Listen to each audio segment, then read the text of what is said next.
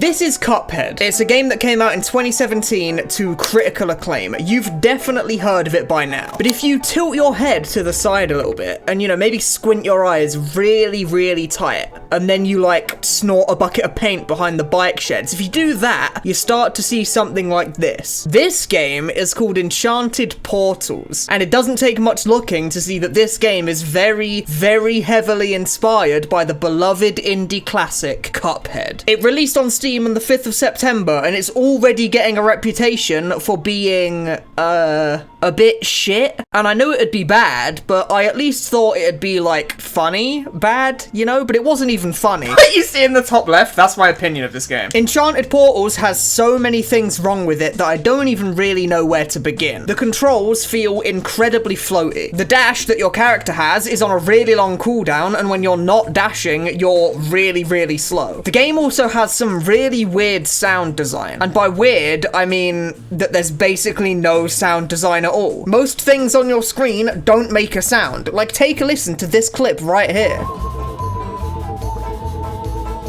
There's just music and the faint sound of your goofy-ass weapon making a noise, but that's it. Nothing makes a sound for the vast majority of the game. There's some things that do make sounds, like certain parts of certain boss fights, but the overwhelming majority of the game is played in almost complete silence. Releasing a game with bad stock sound effects is one thing, but putting it onto the big wide world of Steam with no sound effects at all is a bold move. And then we need to talk about the animations. The animation of most things in the game feels relatively simplistic most of the time. Some of the bosses have pretty cool animations, but then other bosses have really janky and simplistic ones. And the main menu has some really goofy animations. It's animated like that one Spider-Man devious backshots gif. That this is not what you want your players to be thinking about when they look at your main menu. Most of the run and gun levels have really simple, sometimes even shoddy animations. A lot of the enemies have 8 frames of animation on a loop, and they don't look like they fit into their environment whatsoever. And they'll also just scale up smaller animated models to make larger versions of enemies, and you can literally tell that the bigger enemy is a lower resolution than the smaller one. And enemies will just spawn in and disappear at random a lot of the time, with no animation of them appearing or leaving or anything. They just pop in and out of existence. And because it's inspired by Cuphead, you can tell that they're trying to make their game relatively difficult. But where Cuphead has very well thought out level and boss design, and it makes its game difficult with clever attack timings, telegraph animations on bosses, or with well-placed enemy spawns, Enchanted Portals doesn't really do any of that. It just sort of likes to spam garbage on your screen. It wants that same level of difficulty that Cuphead has, yet it has no idea how Cuphead earns that difficulty. So they just swarm your entire screen with enemies that clumsily spawn in and fly at you in a straight line or whatever. The environments in the run and gun levels are mostly pretty boring. The concept is sometimes pretty good, but it's just executed poorly. It also seems like the run and gun levels are partially randomized. I'm not 100% sure how it works, but I would spawn into the beginning of a level, then die, then the next time I'd spawn at the start of the start of the level would be completely different. And there's no checkpoints in the game whatsoever, so it's not like I'm spawning at a checkpoint and not realizing it. It's that the start of the level is changing randomly. It's a neat idea on paper, but in practice it's completely terrible because the player isn't able to learn the level layout and practice it to improve because it's different every time. And also the levels are incredibly long for no reason, and there's no checkpoints in the middle of them. They repeat the same 2 to 4 enemies and traps over and over again constantly. The level is at least 3 times longer than it needs to be, with the number of ideas that the level actually presents whilst you're playing it. And you might have noticed that I'm talking quite a lot about these run and gun levels. In Cuphead, the run and gun levels are probably the weakest part of the whole game. They're relatively fun, but they're forgettable. It's not why the game's good. The game is good because of the boss fights. The bosses are the highlight of the show, and because of that, Cuphead only has 4 run and gun levels in the entire game. But Enchanted Portals is the opposite. This game is is mostly comprised of these run and gun levels. There's like 1 or 2, sometimes 3 run and gun levels before each boss, and they're already the weakest part of Cuphead, a game that is much more tactful in its design. So in Enchanted Portals, they're completely mind-numbing. But the real shame about it is that the run and gun levels are also the weakest part of Enchanted Portals. Some of the boss designs in this game are actually really interesting. It has some really cool concepts for bosses that work pretty well, and the boss fights are by far the most fun part of the game, and it's not even close. There's a cow that pilots an alien spaceship. There's a princess turned into a frog that's literally just an ugly version of Cagney Carnation. Certain bosses will change the art style of your character in different phases of the fight. There's a composer that looks like Mozart that plays the piano to attack you. These concepts are really interesting, and if they had just cut out 90% of the run and gun levels and spent all of their time and effort refining these ideas to make them as best as they could possibly be, then this game could have probably been pretty good. You can see the hints of good game design and good animation within the game. It just seems that that work and effort has been spread thin across tons of content that didn't even really need to be there. And because of this, it all suffers as a result. But instead of just focusing on the cool part, which is the boss fights, they instead made the overwhelming majority of the runtime of the game be run and gun levels that make me want to rip all of my hair out. And they end up with boss fights that have really interesting concepts, but end up being poorly executed because of a general lack of time invested into them. The composer is the one that pisses me off the most, honestly. He plays notes on the piano, and the piano beaters will reach into the arena and smack you. But he just plays notes basically at random. Imagine if the piano was all in time with the music, and every single one of the boss's attacks synced up with the background music in one way or another. Imagine if there was more than one sound effect in the entire fight. Imagine if the fight lasted longer and had more than one phase. Imagine if they hadn't made 8 billion garbage run and gun levels instead of refining this idea into the best version of itself that it could have possibly been. And that's how basically this entire game feels to play. There's promise in this game. You can see through the cracks that there's a good game there somewhere, but they just drop the ball at every single mark. Like, there's this cool part of the cow boss fight where you get forced to dance with all the characters in the background, and because you can't shoot, you just have to dodge stuff on the floor. In theory, this is a really neat idea, but in practice, the characters don't even dance in time with the music. It's almost like the animations were rushed to get the game out. Also, let's go take a look at the final boss for a second. This is the final boss in the game, the magical book that your characters have been chasing through the entire story. It's supposed to be a big ending climax to the game. And in this boss fight, this is what all of the phase transitions look like.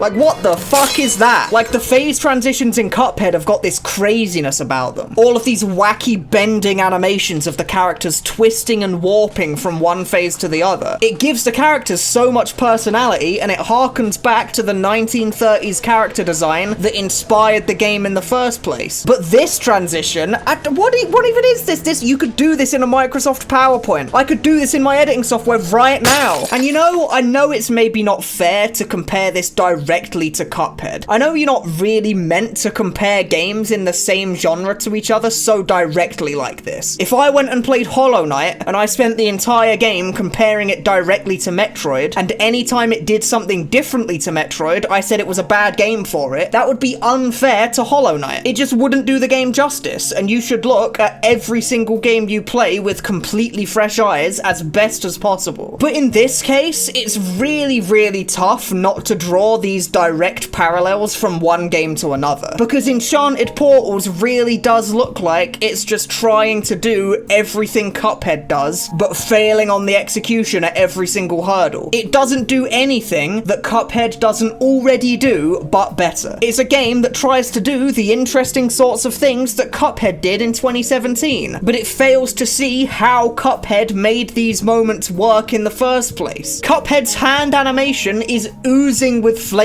and the bosses all feel like characters with real personality. It has an art style that's so unique that it hasn't been widely used since the 1930s, so finding it in a video game is like a breath of fresh air. And it has some of the best animators and sound designers and musicians in the business making sure that it does its art style justice. But Enchanted Portals, as much as it tries really hard, has none of this flair. It has a handful of excellent concepts that aren't given the the care and attention they deserve to truly shine. And as much as comparing it to Cuphead might not seem fair, can you really blame me? It really is just the "we have Cuphead at home" meme from the creators that saw Cuphead. And the worst part to me is that it literally costs more than Cuphead does on Steam. So if you really were in the market to buy a game like this, then you should obviously just go buy Cuphead. Enchanted Portals is an almost tragic game because it has some super unique ideas in there that are just executed incredibly poorly. But then at the same time, it also has tons of bloat and clutter that doesn't feel like it's a cool or unique idea at all. If the devs had foreseen this, then maybe they could have dedicated much more of their time on the parts of the game that are actually interesting and left all the clutter behind. Their game would have been shorter, but would have likely been much better for it.